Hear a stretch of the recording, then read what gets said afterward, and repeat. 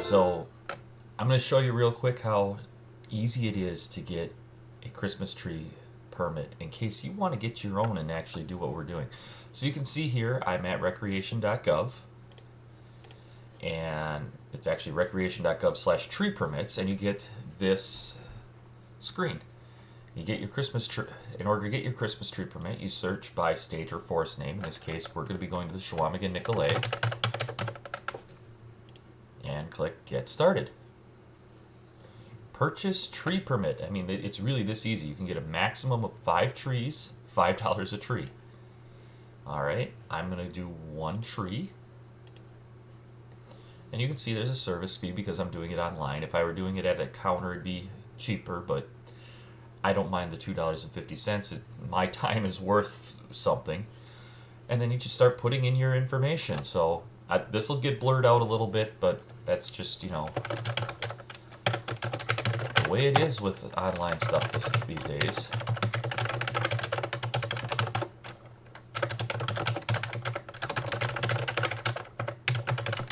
And then it just tells you where you can cut your tree.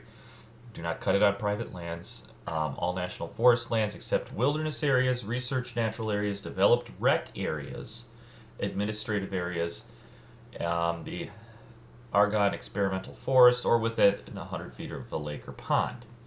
Gatherings not allowed within 100 feet of hiking trails that are within 1/2 mile of a developed campground. So in the case of the Black Lake Trail, you couldn't do it there. Trees may be cut along roads and trails, although harvesters are asked to consider the aesthetics and safety of the trail and road. Do not cut northern white cedar or hemlocks. Balsam firs are not as abundant in the Washburn district. Well, I mean, they're going to be in Great Divide or Medford Park Falls. It depends on which way we go. So they're saying to cut a red or Scotch pine instead of a balsam fir.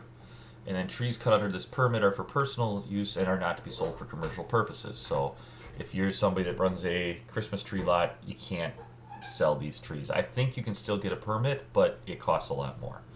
And then they say, all right, maximum 20 feet in height, 6-inch maximum trunk diameter. Cut them as close to the ground as possible. Take the whole tree. Do not remove the top of the tree. And I've seen this.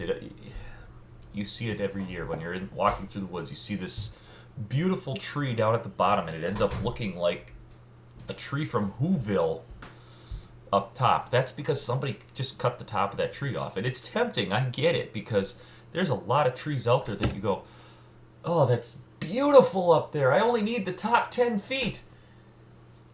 Don't do it. Don't do it, as tempting as it would be. And be sure you cut down the entire tree. Clean any debris or branches from roads and trails.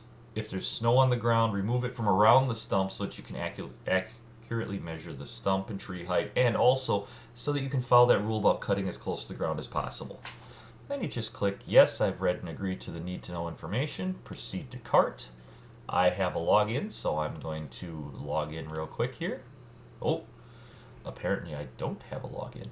All right, let's try this again. We're going to sign up because I do have an account. I actually had one. I just had to reset the password. And you can see now I'm signed in. I'm going to click Proceed to Cart again. And here we go. I've got 1 tree, 1 service fee. I can start cutting if I was a time traveler, I could go back in time and start cutting as early as October 14th, and it's valid through the end of the year. And I am the permit holder. We're going to click Proceed to Payment. I'm going to put in some credit card information. No, you cannot use my credit card, so I'm just going to pause the recording here for a moment and be back in a moment. All right, and here we go. I've got the payment information in. I'm going to hit confirm. And there we go. The confirmation email will be sent shortly to my email address. And I have my permit. That easy. So we're going to head out into the woods and find our wild Christmas tree this year. We'll face unafraid the plans that we've made. What in the heck are we thinking? Four-wheel drive engaged. Rear differential locked. Into the woods we go.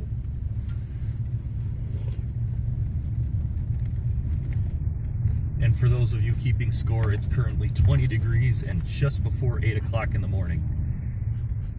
Due to other obligations this afternoon, we have to do this a lot earlier than we normally would.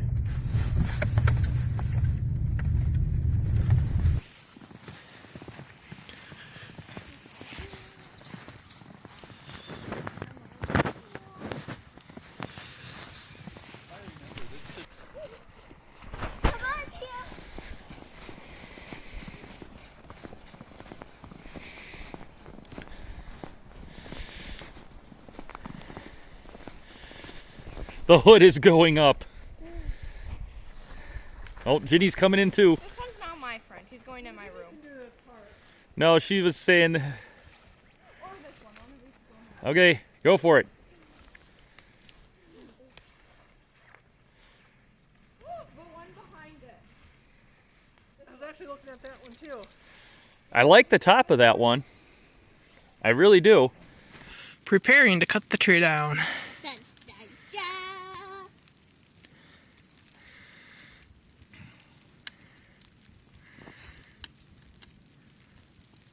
Technical difficulty. Do you need help? Oh wait. Ginny's going in. Donna, Donna. Here, you can hold these too. I'm gonna have to help her. Start cutting towards that down log. That way. I don't need any help.